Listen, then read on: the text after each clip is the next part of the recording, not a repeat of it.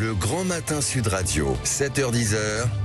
Patrick Roger. Il est 7h12, c'est à la une le congrès des maires. Et les maires qui sont porte de Versailles, et certains, nous y serons d'ailleurs avec Jean-François Aquili qui recevra tout à l'heure David Lisnard, le maire de Montpellier également, et puis beaucoup d'autres sur le salon des buralistes. Et moi ce matin je reçois le maire de Coudes, c'est dans le Puy-de-Dôme, c'est au sud du Puy-de-Dôme, à côté d'Issoire. Donc Loris Lemarec, bonjour. Bonjour à vous. Merci d'être avec nous, parce que vous êtes là pour illustrer finalement parfois le quotidien en fait d'un maire qui doit répondre pour un oui, pour un non. Et parfois, qui doit faire face au mécontentement des habitants, comme là par exemple où vous avez été agressé, vous allez nous raconter, hein, bien sûr, pour la fermeture d'un pont de l'Allier, on vous a agressé. Oui. Tout à fait. Enfin, même si je ne suis pas là pour décrire totalement cette... Non, mais quand même, dites-nous en fait en deux mots. Voilà, tout simplement, on a été obligé de fermer un pont, le pont suspendu sur l'Allier, qui est une image de notre patrimoine, tout simplement parce que il présentait des dangers pour la circulation piétonne et que ça nous a été imposé par la préfecture. Et effectivement, un citoyen mécontent... fortement alcoolisé, s'en est servi pour agresser verbalement le maire, mais aussi les employés municipaux, ça je tiens vraiment à le dire, parce qu'ils sont partie prenante de ces faits. Ouais. Voilà, donc, il a été condamné en comparution immédiate. Tout à fait, tout à fait. Donc il a été condamné lundi, et pour moi... 18 mois de prison, dont 6 fermes, quoi. En fait, Tout à fait. Parce que c'est aussi...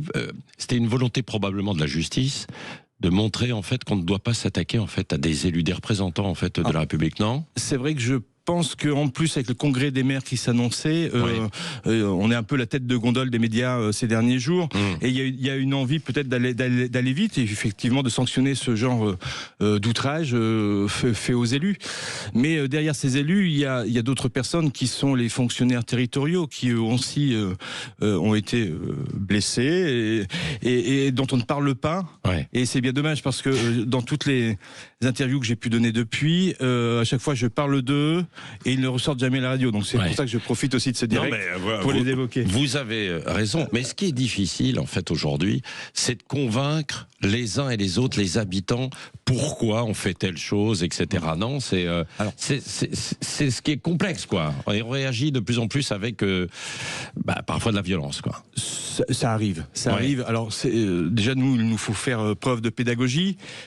Des fois face à des individus qui ne souhaitent pas faire preuve de pédagogie eux-mêmes, et donc ça peut être compliqué. Alors sur Coudes ça se passe relativement bien. Là c'est un cas totalement isolé. On peut pas en faire une généralité dans mon village qui est plutôt un village sympathique où la concorde règne. Voilà. Mais c'est vrai que à discuter, parce que je suis aussi un peu là en tant que porte-parole de tous les élus des 2500. Bien sûr. Des élus des petites communes en fait comme ça qui sont en contact direct avec la population. En 2024, il y a eu 2501 procédures pour des atteintes comme ça aux élus. Dans le Puy-de-Dôme, il y en a eu 37, ce qui est déjà grand. Et donc, c'est vrai, quand on discute entre nous, on est souvent confronté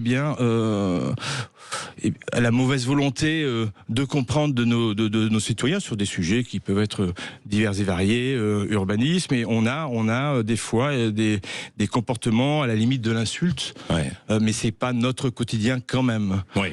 Généralement, 95% des personnes, ça se passe très très bien. Oui, ça se passe très bien. Mais est-ce qu'il y a un message à faire passer justement aussi, au moment où d'ailleurs il y aura les élections municipales dans 4 mois, certains s'interrogent, je me représente pas, et parfois, certains qui hésitent justement aussi à se lancer dans la politique en se disant je vais en prendre plein la tronche. Pardon pour l'expression, mais c'est un peu ça. Alors personnellement, moi je n'hésiterai pas à me représenter, mais effectivement, on sent cette violence un petit peu dans les propos, dans les tenues de certains concitoyens, et ça peut freiner certaines envies d'aller travailler pour le bien collectif, parce que quand on est élu, on travaille d'abord pour le bien collectif.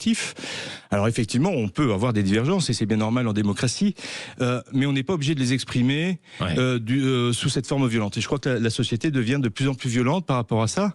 Et ceux qui sont en première ligne, c'est aussi les secrétaires de mairie. Moi, ma secrétaire de mairie se fait insulter régulièrement.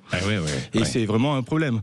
Quant à ce qui s'est passé pour le simple cas de Coudes, il y a quand même 2 employés du périscolaire qui ont été fortement malmenés et dont on ne parle pas. Et je pense qu'il est aussi important d'en parler et de dire que si nous sommes en avant les élus, eh bien ceux qui sont derrière nous, c'est-à-dire nos fonctionnaires, eh bien en prennent pas mal pour leur grade. Alors, il faudrait changer ça dans la société. Alors c'est vrai. Alors mais ça passe par quoi justement? Avec plus d'échanges, que vous avez dit, de pédagogie avec les uns les autres, y compris d'ailleurs aussi peut-être pas que des élus, mais des fonctionnaires territoriaux aussi, pour qu'il y ait de l'échange avec les administrés. Alors tout de suite, j'ai pas de solution. Non. J'ai pas de solution. Je crois que ça vient aussi d'un climat de société, peut-être qui est à changer, où la bienveillance devrait remplacer la violence. Mais ça, c'est effectivement c'est du travail à long terme, qui passe par l'éducation, qui passe par la culture, qui sont quand même un petit peu les parents pauvres actuels des politiques d'État. Et une meilleure compréhension par nos concitoyens des mécanismes, parce que s'il y a ces faits de violence, c'est aussi parce que les choses ne sont pas forcément comprises ou assimilées. Oui, c'est vrai. Et puis, je pense que vous êtes aussi directement sur le terrain et que vous payez peut-être aussi le mécontentement.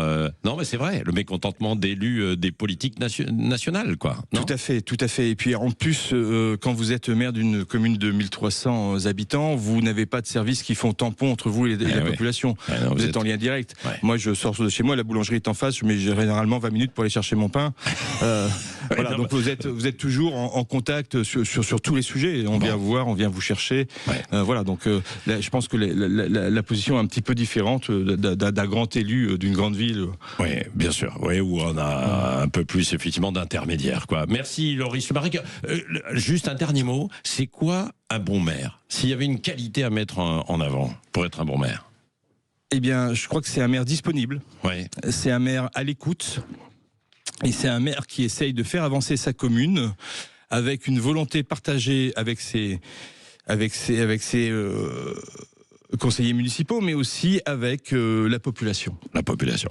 Merci Loris Lemarec, maire de Coutts dans le Puy-de-Dôme. Un grand bonjour d'ailleurs au passage à tous les auditeurs, et je sais qu'il y en a beaucoup en Auvergne qui nous écoutent. Et bon congrès des maires à la porte de Versailles. David Lisnard, l'invité tout à l'heure de Jean-François Aquili en direct du Salon des buralistes. Vous pourrez aller le voir. Merci de votre invitation. Vous avez le temps d'y aller là. Merci d'avoir été ce matin sur Sud Radio.